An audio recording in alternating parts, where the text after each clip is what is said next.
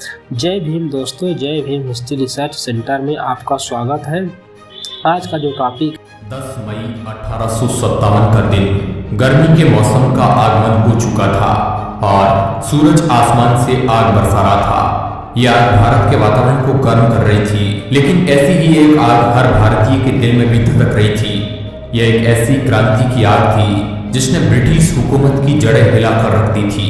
10 मई को मेरठ छावनी से अंग्रेजों के खिलाफ भड़की विद्रोह की ज्वाला देखते ही देखते पूरे देश भर में फैल गई। मेरठ जो अंग्रेजों के लिए सबसे सुरक्षित जगह थी, वहीं विद्रोह शुरू हुआ।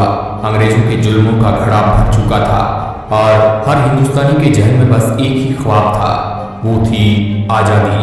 खैर, विद्रोह की इस धधकती गर्मी को भी अंग्रेज जल्दी ही ठंडा करने में कामयाब रहे और आज़ादी की यह आखिरी किरण ने भी धीमे धीमे दम तोड़ दिया। आगे की कहानी तो हर भारतीय पहले से ही जानता है, लेकिन सवाल आता है कि 200 साल की गुलामी की यह कहानी आखिर शुरू कहां से हुई। आखिर ऐसा क्या हुआ जो अंग्रेजों ने भारतीय जमीन पर अपनी नजर गड़ाई। आखिर वो कैसे भारत पहुंचे और भारत में उनके आने का क्या इरादा रहा।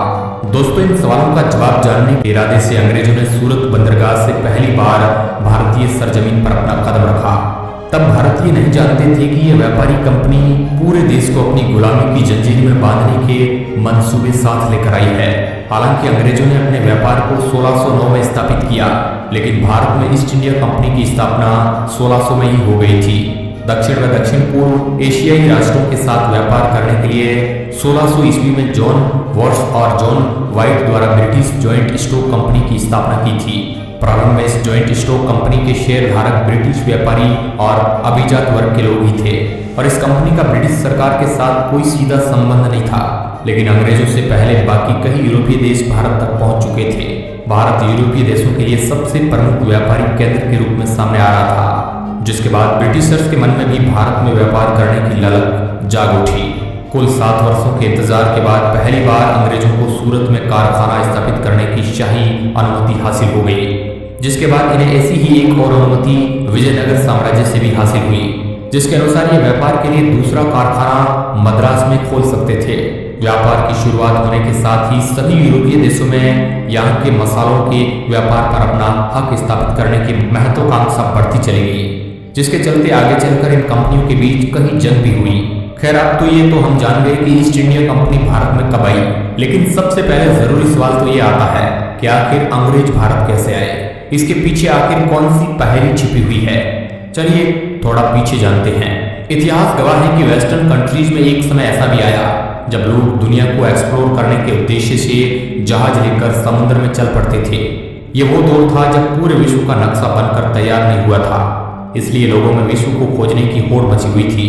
तब यूरोपीय देशों को इस बात की खबर नहीं थी कि दुनिया के किसी कोने में भारतवर्ष भी अस्तित्व में है। धीरे धीरे यूरोपीय लोगों ने समुद्री यात्राएं शुरू की।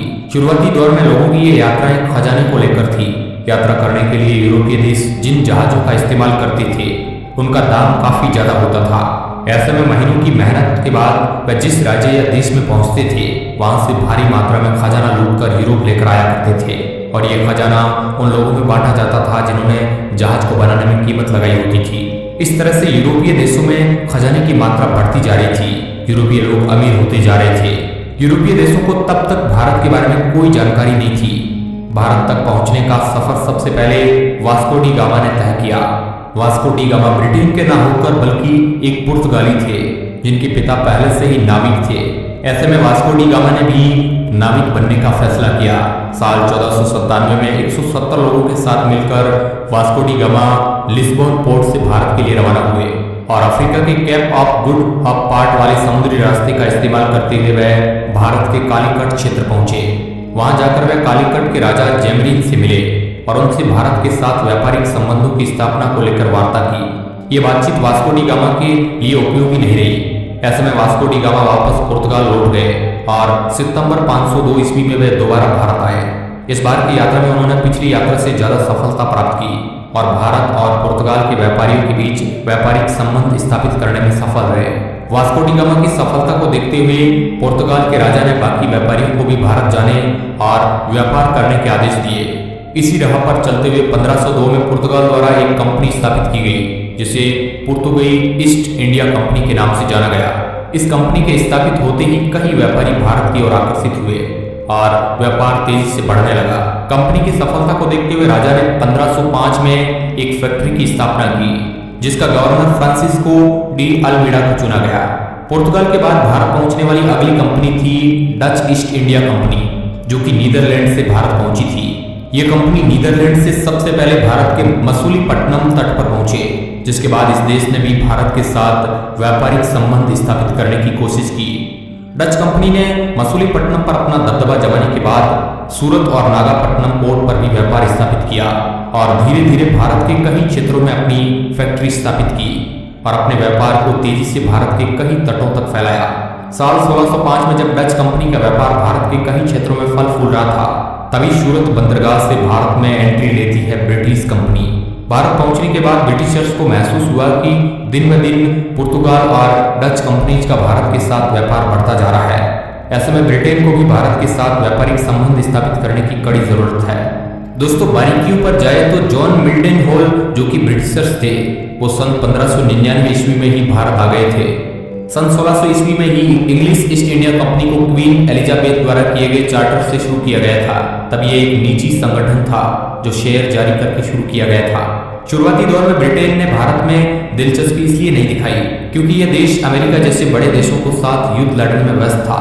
वेस्टर्न कंट्रीज में अपना दबदबा फैलाते हुए ब्रिटेन ने भारत पर अपना राज कायम करने का नहीं सोचा, लेकिन दूसरी यूरोपीय कंपनियों का भारत में दबदबा बनते देख ब्रिटिशर्स भी भारत के साथ व्यापार करने में दिलचस्पी दिखाने लगे। साल 1608 में कंपनी ने अपने प्रतिनिधि कैप्टन विलियम हॉकिंस को जहांगीर के दरबार में भेजा ताकि वो सूरत में व्यापार करने की इजाजत पा सके, लेकिन जहांगीर ने इस प्रस्ताव को ठुकरा दिया। बाद में 1609 में जहांगीर सूरत में एक कारखाना बनाने के लिए राजी हो गए। इस तरह ईस्ट इंडिया कंपनी ने 1613 में सूरत में अपना दूसरा कारखाना खोला और 1616 में मसूलीपट्टनम में भी तीसरा कारखाना स्थापित किया। इसके बाद धीरे धीरे ब्रिटिशर्स का व्यापार परवान चढ़ने लगा और साल 1632 में ईस्ट इंडिया कंपनी को गोलकोंडा किंगडम में भी राइट टू ट्रेड हासिल हो गया। ब्रिटेन के व्यापार की शुरुआत के साथ ही भारत आने वाली दूसरी व्यापारिक कंपनी थी फ्रेंच ईस्ट इंडिया कंपनी, जिसने 1664 में व्यापार के इरादे से भारत में अपने कदम जमाए। दरअसल इस कंपनी को मुख्य रूप से फ्रांस के राजा किंग लुइस ने डच और ब्रिटिश कंपनी के साथ व्यापारिक प्रतिद्वंदिता करने के लिए स्थापित किया था और वो ऐसा करने में सफल भी रहे। भारत में व्यापार के लिए यूरोपीय कंपनियों की जैसे बाढ़ सी आ गई। कंपनियों की तादाद बढ़ने के साथ इन देशों के बीच उच्च स्तर पर प्रतिद्वंदिता भी शुरू हो गई। अपना दबदबा कायम करने के लिए और भारत पर अपना अधिकार जमाने के लिए व्यापारिक कंपनियों के बीच भी कई युद्ध लड़े गए, जिनसे आप बखूबी वाकिफ है। धीरे धीरे अंग्रेजों ने अपनी कूटनीति से दूसरी यूरोपीय व्यापारिक कंपनियों को भारत से बाहर खदेड़ना शुरू कर दिया और भारत के पूर्वी और पश्चिमी तटीय क्षेत्रों में कई व्यापारिक संस्थाओं का विस्तार किया। कलकत्ता, बॉम्बे और मद्रास कुछ ऐसे नाम थे जहां अपना दबदबा बनाने के लिए ब्रिटिशर्स ने खास काम किया। साथ ही साथ उन्होंने ब्रिटिश संस्कृति को भी वहां पर विकसित किया। ब्रिटिशर्स मुख्य रूप से अपने व्यापारिक संस्थाओं का विस्तार किया। वह रेशम, नील, कपास, चाय और अफीम के व्यापार में काफी दिलचस्पी लेते थे। इस बात को तो आप जानते ही हैं। आगे इनके खिलाफ होने वाले विद्रोह भी इन्हीं प्रोडक्ट की खेती से संबंधित थे।